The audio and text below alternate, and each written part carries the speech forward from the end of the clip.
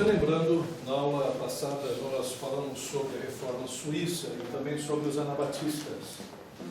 E na reforma suíça nós mostramos, que os anabatistas surgem naquele contexto como grupos ou como movimento de vários grupos com vários graus de ortodoxia. Então, desde aqueles que eram bíblicos, aqueles que tinham um pensamento reformado, que inclusive até começaram com a reforma zwingliana mesmo, junto com Zwinglio, é o caso do Conrad Grebel, o Georges Barrot, mas também havia aqueles que eram revolucionários e até mesmo os anabatistas unitarianos, que eram aqueles que não acreditavam na Trindade, como o caso do Miguel Servet, que foi até condenado no governo de Calvino em Genebra, quando havia já reforma nessa cidade. Então, são vários graus de ortodoxia, e a gente vai trabalhar agora com o surgimento dos batistas ingleses. Quando, de fato, a gente pode dizer que historicamente você tem uma linha, que é uma linha histórica confiável.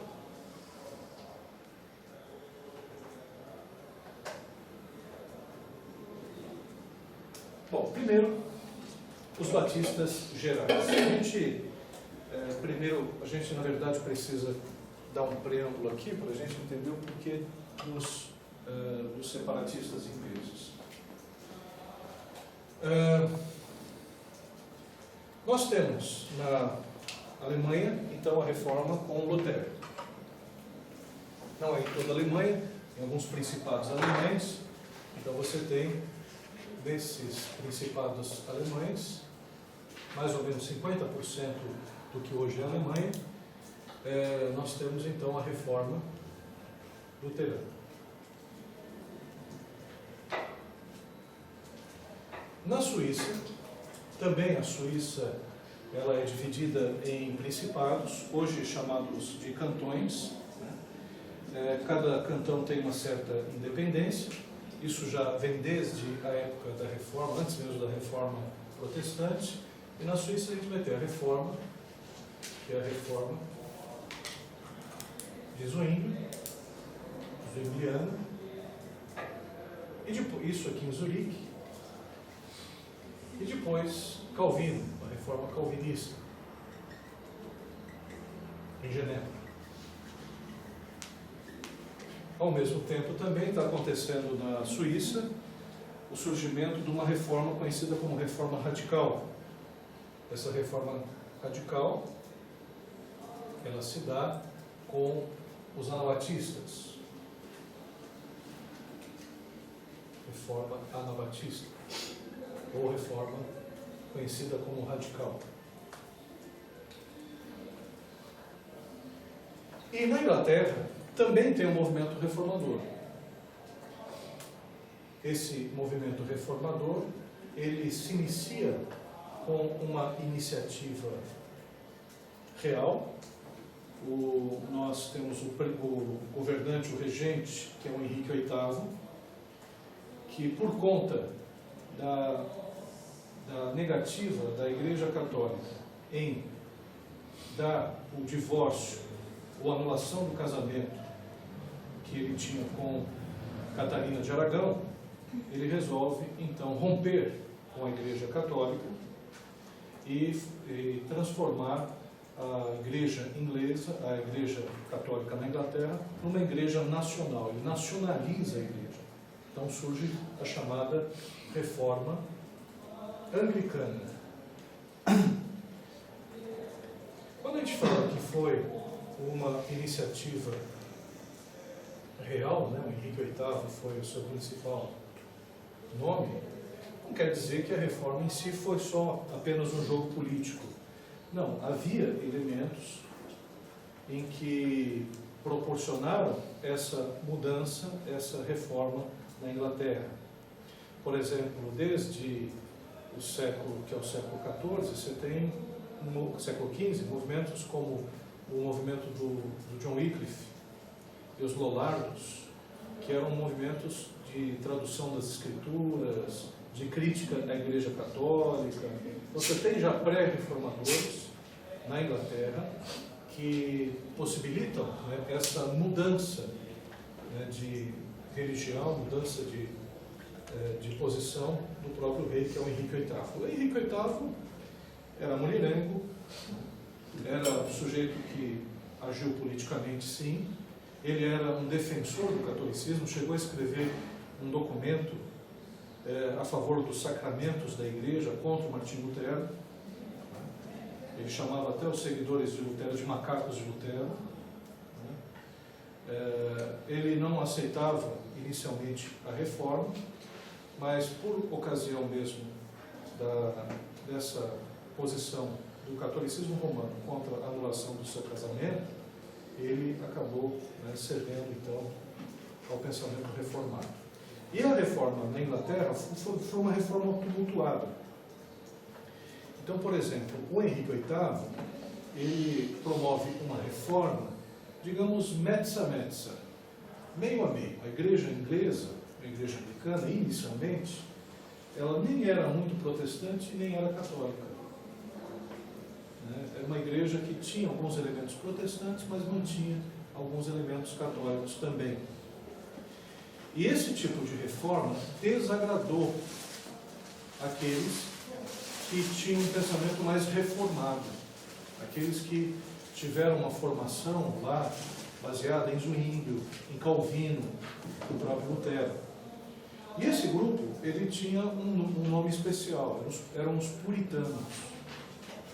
Os puritanos, eles se voltaram contra a igreja inglesa e desejavam uma mudança. Então, estava a igreja anglicana, né, com toda a sua estrutura, que era uma estrutura episcopal, e havia também dentro dessa igreja os puritanos que queriam que a igreja fosse mais protestante, se tornasse mais reformada.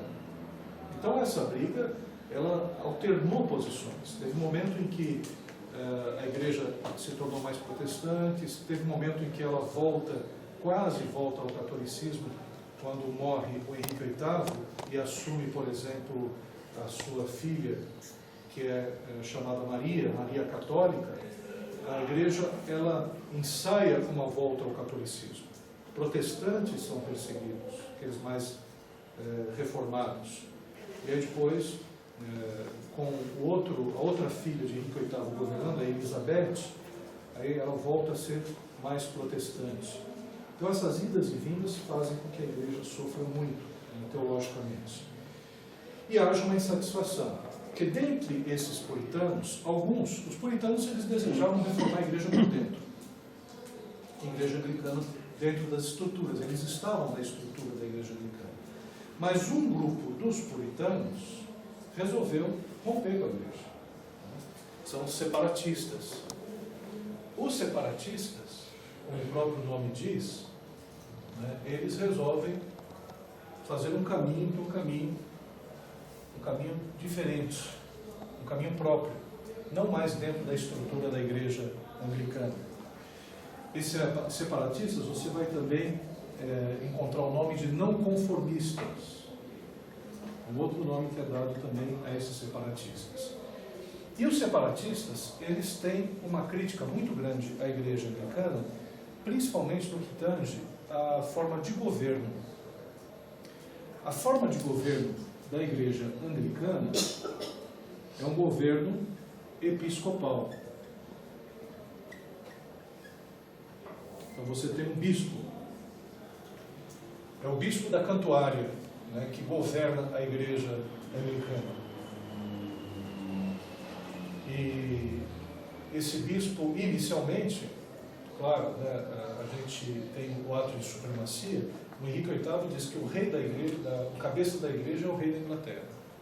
Até hoje não deixou de ser. O rei da Inglaterra é o cabeça da igreja anglicana, a igreja da Inglaterra.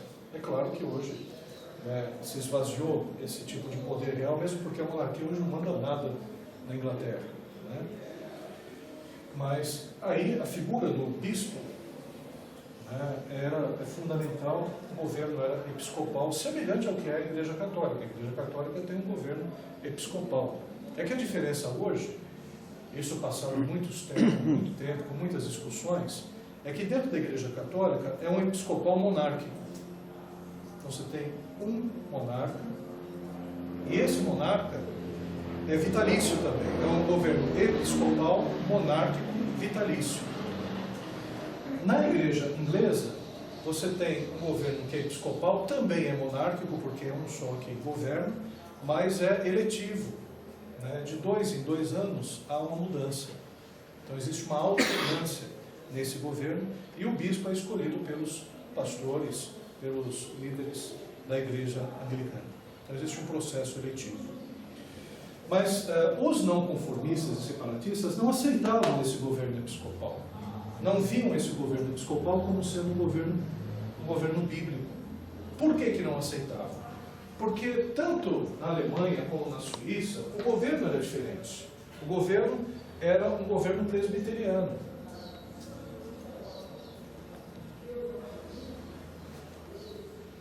Esse governo presbiteriano é interessante porque ele reflete aquilo que acontecia tanto na Suíça como na Alemanha. Por exemplo, na Suíça, você tem um consistório. E no consistório, o consistório ele tem vários anciãos, né, nobres, e membros do clero. Esses nobres e esses membros do clero é que governam a cidade. E na igreja, esse tipo de governo também passou a existir, como chamado presbitério. O presbitério, numa igreja presbiteriana, até hoje existe, cada igreja é governada por um presbitério, existe um presbitério, um presbítero docente e o regente. Isso é, você tem o mestre, que é o pastor, e você tem o regente, que é o que administra também a igreja. Então, a igreja presbiteriana, por exemplo, tem essa estrutura até hoje. E os separatistas, grande parte deles presbiterianos, queriam que a igreja anglicana fosse uma igreja também presbiteriana. Então aí você tem, então, dos separatistas, aqueles que eram presbiterianos. Agora, havia também, entre os não conformistas, aqueles que acreditavam num governo que era o governo congregacional.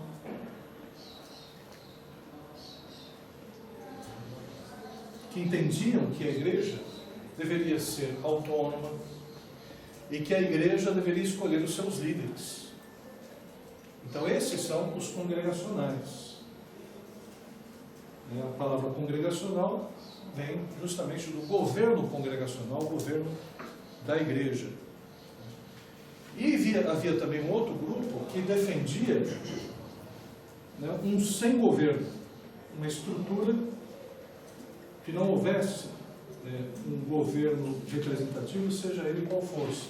Esse aqui nós temos os quáqueros, que defendiam um tipo de governo em que não havia um líder escolhido, mas a igreja mesmo, dirigida pelo Espírito, ela se autogovernaria.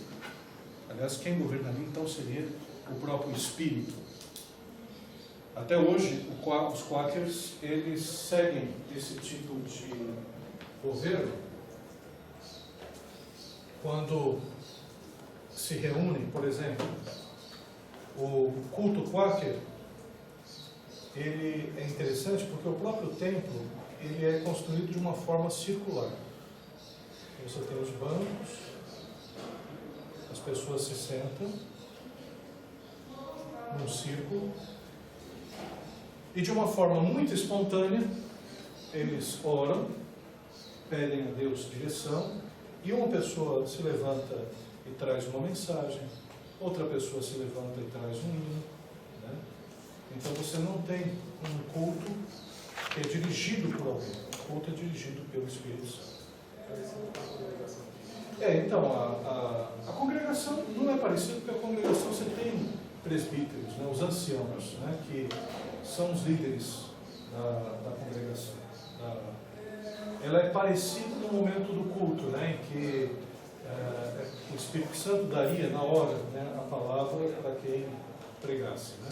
Mas é só no momento da palavra, porque a congregação você tem o momento dos hinos, você tem o momento dos testemunhos, e é só no período da palavra que fica aquele suspense para ver quem o Espírito vai levantar para falar. E geralmente o Espírito só fala com os anciãos, né? Mas na comunidade quaker não existe o líder da comunidade que é responsável também pela direção espiritual? Isso é feito de uma maneira informal. Quer dizer, você não tem um sistema eletivo, né? Você vê que é o carisma, né, que acaba falando mais alto. É claro que tem que ter, porque toda a sociedade você tem alguém mais velho, mais experiente, que vai conduzir a comunidade, isso naturalmente, mas se espera que isso seja uma escolha de Deus, não um processo eletivo, entendeu? Então é como se a igreja reconhecesse isso de uma forma consensual, né, e não eletiva, né, não através de voto, né? Que é o que, por exemplo, os anarquistas também pregam uma coisa semelhante, no sentido de que o homem tem que se autogovernar, né, as comunidades têm que se autogovernar, né? Mas é claro, né, que mesmo nesse autogoverno existe um grupo, né, que vai exercer algum tipo de direção, de liderança. Esses quakers hoje é o quê? Existem? São os quakers. Existem até hoje. Né? Existem até hoje. Né? Aqui no Brasil, eu não conheço igrejas quakers. A Maranata, ela tem essa origem? Não sei se é origem, mas a prática é essa. A prática é essa. Então, os quakers, com esse nome, eu não conheço. Né? Talvez, você vê, algumas coisas foram emprestadas, alguns costumes, né? Mas existe até hoje. Mas você vê, esse fato da igreja ela ser dirigida pelo Espírito Santo, não por uma liderança que assuma isso, porque vamos pensar no seguinte, quando você tem uma liderança que é reconhecida, você vota nela, você sustenta essa liderança. E essa liderança ela tem tempo para planejar o crescimento da igreja, planejar ações de evangelização e tudo mais. Uma pessoa que não é escolhida para isso, né, ela não vai se dedicar integralmente ao crescimento da igreja.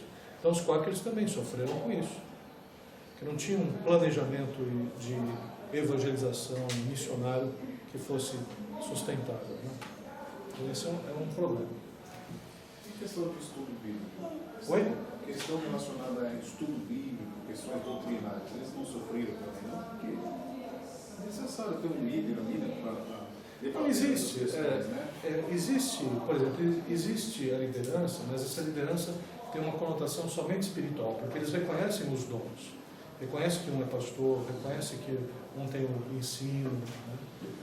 Mas esses dons, o pastor, ou mesmo quem quer que seja, não tem um papel de dirigente reconhecido pela comunidade.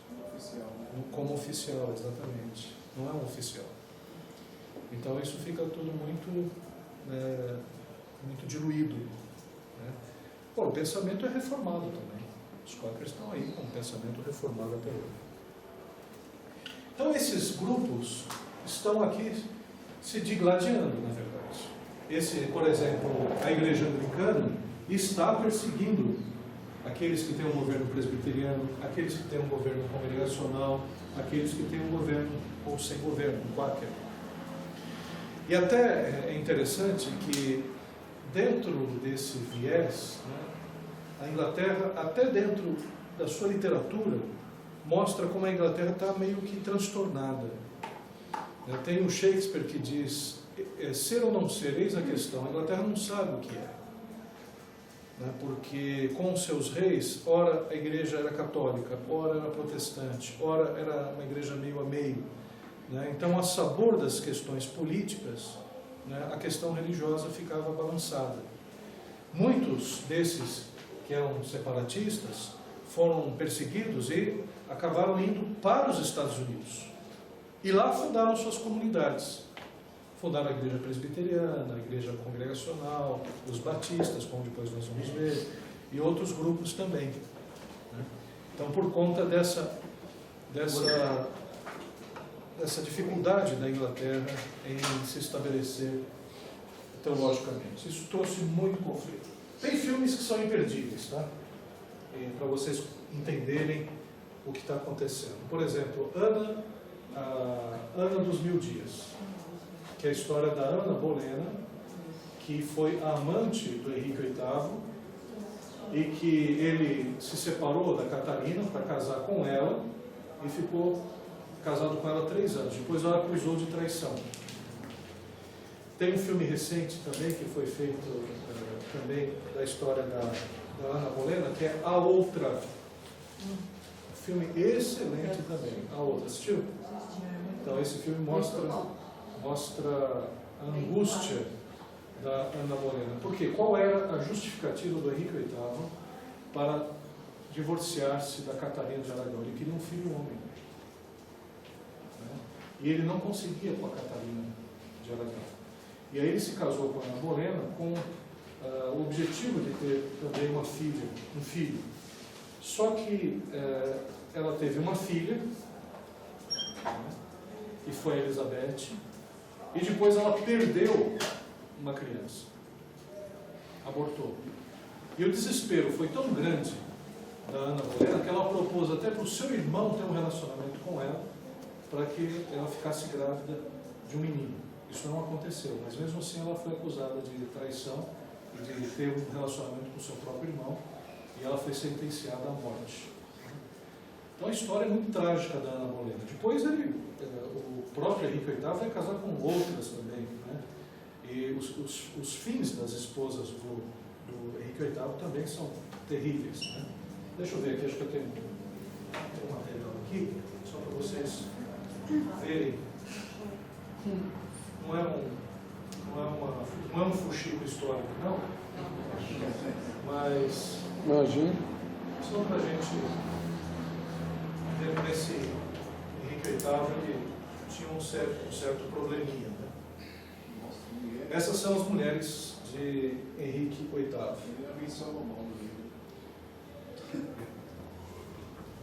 A primeira esposa dele foi a Catarina de Aragão, que é essa senhora aqui.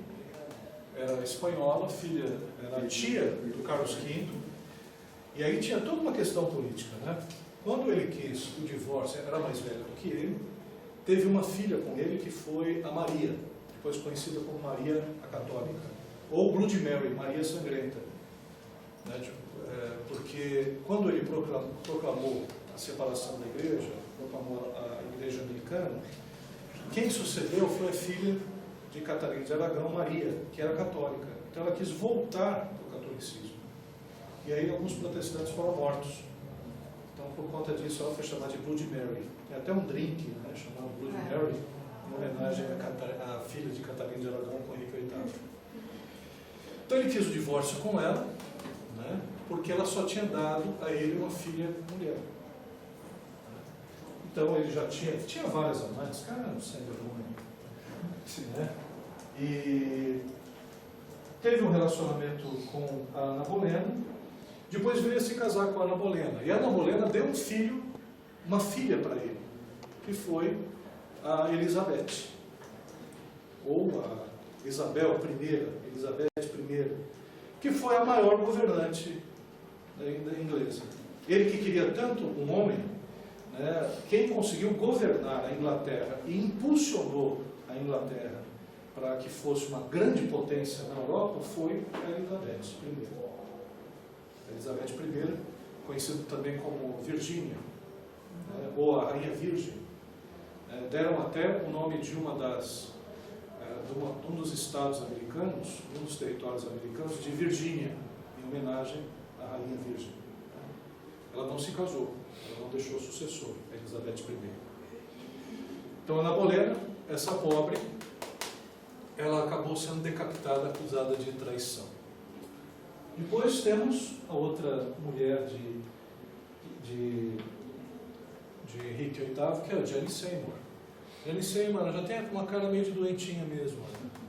Ela não é boa mesmo, né? Assim, de saúde. Então ela teve uma doença, ela morreu logo depois de ter dado finalmente um menino para ele. Ela conseguiu dar um herdeiro, que também era um rapaz muito doente, morreu na adolescência. Então ele não teve sorte mesmo naquilo que ele queria, né?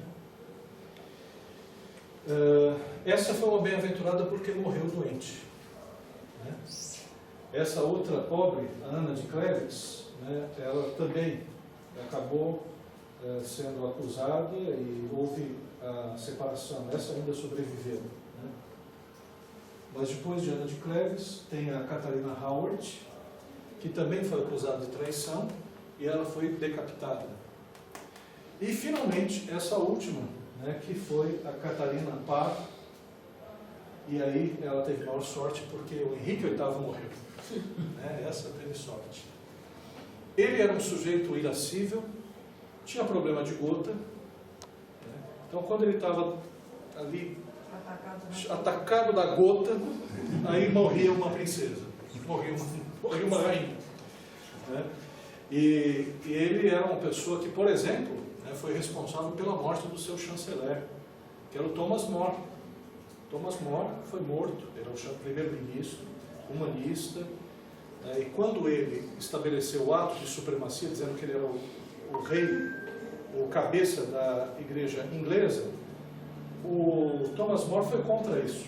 Ele acreditava que a cabeça da igreja era Cristo. E ele acabou sendo decapitado por traição. O sujeito que sempre foi amigo e fiel para Henrique VIII, acabou sendo decapitado por ele também. Então, Henrique VIII, ele foi um sujeito extremamente polêmico, né? Equilibrado. E quando a gente fala da reforma, o católico diz, reforma. Lutero fez a reforma porque queria se casar. Zwinglio fez a reforma porque queria comer carne, salsicha na quaresma. E o Henrique VIII fez a reforma porque queria se divorciar. Quer dizer, os católicos eles trabalham com essas motivações mais menores, né? Mais fúteis.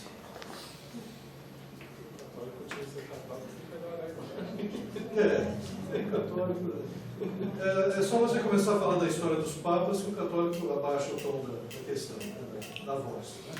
Mas aí ele vai dizer que foi Império Romano, né? E eles não têm nada a ver com o Império Romano. O que não tem?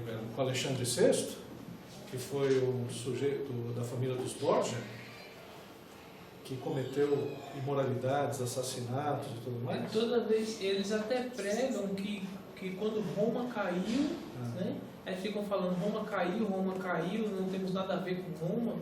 Eles esquecem, são vestígios, né, de Roma. E continuação de Roma. Na Idade Média, os papas são, na Idade Média para moderna, os papas são horrorosos, são imorais, são governantes como qualquer rei. E a família dos Borgia, tem até uma série dos Borgia aí que vocês podem baixar na internet aí. Se vocês conseguirem assistir essa série, e não ficarem indignados, né, porque é tanta imoralidade, assisti o filme, um monte de coisa que vocês desistem. O nome dos Borges? Os Borgias. Eu coloquei, né? Tem uma série também que é os Tudors. Tudors é a família do Henrique VIII. Borges. E Borgias é do Papa Alexandre VI, Lucrécia Borgia, né, que cometeram crimes terríveis aí. Né? Voltando então agora aos batistas gerais, porque a história dos batistas é muito mais bonita, né, mais edificante. Né? Mas o que a gente pode dizer a respeito dos batistas gerais é que os batistas gerais começam nesse ambiente do congregacionalismo. É nessa igreja separatista que surge o movimento batista. Então, os congregacionais, por exemplo, eles dizem, vocês surgiram da gente. E é verdade. A gente surgiu da igreja congregacional. Um dos líderes da igreja congregacional, Robert Brown, que foi iniciador do congregacionalismo, Robert Brown. E os batistas surgem desse movimento congregacional. O pastor da segunda igreja separatista em Amsterdã era John Smith, aluno de Francisco Johnson, pastor da primeira igreja separatista de Amsterdã, apontado pastor da igreja anglicana em Lincoln em 1600. E após estudo das escrituras, ele deixa a igreja anglicana em 1606, unindo-se aos separatistas. Tiago I, nessa época, era o rei e decide expulsar os separatistas ou os não conformistas da Inglaterra. E nessa leva de pessoas que são expulsas da Inglaterra é que o John Smith ele vai para Amsterdã, em 1607. Então, em Amsterdã é que surge a Igreja Batista. Em Amsterdã, Smith anuncia que as Escrituras devem ser a única regra de fé e prática do cristão. E em 1609, Smith se convence de que o batismo correto é o de crentes. Então, a data do surgimento dos batistas em que há continuidade é 1609. Tanto é que, recentemente, os batistas fizeram 500 anos. Foi feita existe até hoje essa igreja em Amsterdã, essa primeira igreja batista. Então, por isso é que fala, olha, os batistas surgiram daí. A marca de uma igreja que começa com o batismo de crentes surge aí em 1609. É uma igreja inglesa em solo holandês. É por isso que a gente fala que os batistas surgiram dos congregacionais ingleses, mas na verdade a primeira igreja batista surge em solo holandês. E a Holanda era um país muito diferente, muito diferente. Havia liberdade para os judeus, havia liberdade para os protestantes, havia liberdade para a igreja católica. O holandês tinha uma outra cabeça em relação a isso. Quando os holandeses, você vê, nessa época, o que está acontecendo no Brasil? Os holandeses eles estão dominando o Nordeste. No século XVII, os holandeses vêm para o Brasil, e quando vêm para o Brasil, o Nordeste, fundam Olinda, estão lá em Pernambuco, até próximo da Bahia, todo o Nordeste fica nas mãos dos holandeses. Eles permitem que haja liberdade religiosa. Tanto é que os judeus portugueses têm liberdade no Brasil. E aí vários judeus também. A primeira sinagoga que a gente tem no Brasil está lá em Olinda. Se você for em Olinda, você vai ver um prédio tombado, é a primeira sinagoga do Brasil. E é um prédio que foi fundado no período holandês. Quando os portugueses retornaram o Nordeste, os judeus fugiram, porque a Inquisição começou a matar os judeus, e judeus holandeses que estavam lá no Nordeste foram para onde? Foram para Nova Amsterdã, foram para os Estados Unidos, fundaram Nova York. Teve a capacidade desses judeus que ajudaram na fundação dessa cidade. Mandaram embora. Aí tem a dominação católica não ensinava as pessoas a lei, né? Sim. E aí a ideia é que os holandeses queriam ensinar eles a lei para poder ler a Bíblia. Aí começou a alfabetizar as pessoas e aí eles não gostaram, né? E aí começaram a... A igreja reformada, ela se baseia na Bíblia, então ela vai ter que ter um processo de evangelização. O Maurício de Nassau, holandês, ele favorecia missões protestantes para os indígenas também. Você tem um sínodo que é formado, quer dizer, um concílio formado de pastores reformados holandeses. Tem um livro do Leonardo Schalkwijk, que ele escreveu o Brasil, a Igreja e o Estado no Brasil holandês. Igreja e Estado do Brasil holandês. Ele pegou documentos da Holanda. Ele é o sogro do Nicodemos. O Nicodemos é casado com a filha dele. Ele escreveu um material que ele foi lá na Holanda, ele pegou um material da Holanda. Quantas igrejas tinham, quem eram os pastores, como é que eles evangelizavam os indígenas. Então a igreja reformada foi muito atuante no período em que os holandeses estavam aqui no Brasil. Só que os portugueses expulsaram, e se a igreja holandesa ela prosperasse, o Nordeste poderia ser uma Guiana. holandesa. Quer dizer, não pense que seria melhor que é agora. Também. A gente às vezes pensa, seria protestante e tudo mais, mas você tem um exemplo da Guiana Holandesa, que também é um dos países mais pobres aqui, né? Suriname, essa região aí, são países pobres aqui da América Latina. E se fosse um judeu, seria Nova York, né? Aí poderia, né? Aí é o C, né? Ele faria Eu diferença sei, né? dos judeus que estavam no Brasil. Aí a questão é o grande C, né? A história não tem disso, né? Não tem se fosse assim. Né? Mas o Smith, ele batiza a si mesmo por afusão e depois batiza o seu companheiro Thomas Ellis e ambos batizam aos demais membros da congregação. Só um detalhe, né? Esse batismo é por afusão, não é ainda batismo por imersão. Né? A fusão é derramamento de água. Você tem a aspersão, você borrifa um pouquinho de água, e tem a fusão, que você derrama água sobre a cabeça. Vocês já foram no batismo congregacional já? A igreja congregacional batiza adultos, e é da seguinte forma: a pessoa se ajoelha na frente lá do púlpito, e aí o pastor vem com uma tigela de água, e chega e derrama água assim. Eu te batizo em nome do Pai, do Filho e do Espírito Santo. Eles colocam até uma toalhinha assim, e está batizado. A igreja congregacional batiza assim. Falta d'água. É isso que eu ia falar. Realmente a gente vai ter que repensar o batismo por imersão daqui a um tempo. Tá vendo? Pastor, Exato. desafio do Paulo. Você está vivo aí. Essa questão do batismo, Desafio do balde. eu quero colocar algo aqui que pode ser que sirva para os irmãos lá no igreja. Eu recebi um casal presbiteriano do Brasil que receberam o batismo do Espírito Santo já há um tempo e permaneceram na igreja presbiteriana, mas depois não acharam mais o conforto de estar ali. Certo. E eles chegaram na igreja e aí tem, a gente recebe o transferência para o batismo, aquela história de batista, né? Batista tem sempre esse problema com o batismo. E aí como fazer? E aí, o pastor da igreja, e a gente vai ter a casa desse casal, que havia nos convidados há um bom tempo, né? Então nós fomos lá e aproveitamos esse momento e mostramos vários textos da Bíblia que falam que se Jesus entrou na água, que saiu, aqueles textos clássicos Sim. de batismo por imersão. E deixamos, né?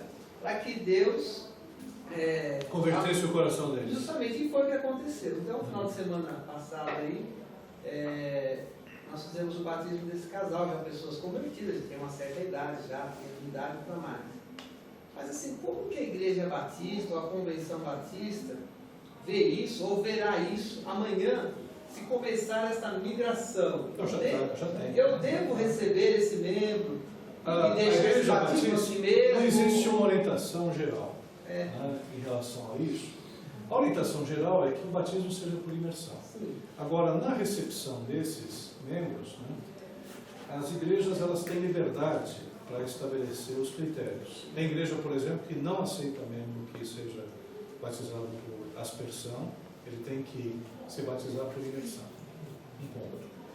E tem igreja que tem esse estatuto, mas faz vista grossa. Como a pessoa é aceita em assembleia, o pastor chega e diz: olha, tem um irmão tal que estava em comunhão com a igreja tal, quantos irmãos aqui querem receber? Ele já está participando, tem uns amigos, ninguém vai falar não. Então, se levanta a mão, recebeu, ninguém mais fala nada. Né?